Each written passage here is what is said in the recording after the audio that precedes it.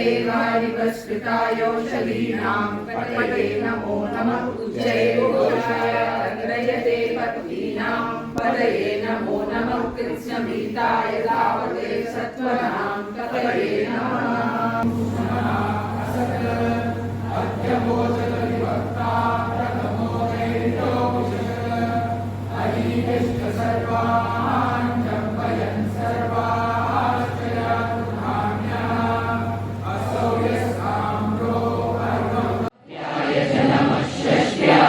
न्याय च नमः सिकत्याय च प्रवाद्याय च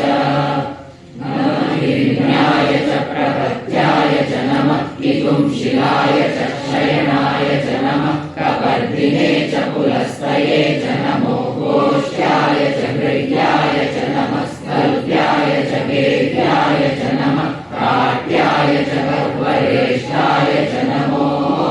हृदयाय च निवेश्याय च नमः पागुंसव्याय च रजस्याय च नमः शुष्याय च हरित्याय च नमो लोप्याय चोलप्याय च नमः ऊर्याय च शून्याय च नमः कर्ण्याय च पर्णशद्याय च नमो परुरमाणाय चाभिघ्नते च नमः आकिरते च प्रक्षितते च नमो भक्तिरितेभ्यो देवानागुंहृदयेभ्यो नमो विक्षीणकेभ्यो नमो विचिन्वत्येभ्यो नमः आनिर्भतेभ्यो नमः आमीभक्तेभ्यः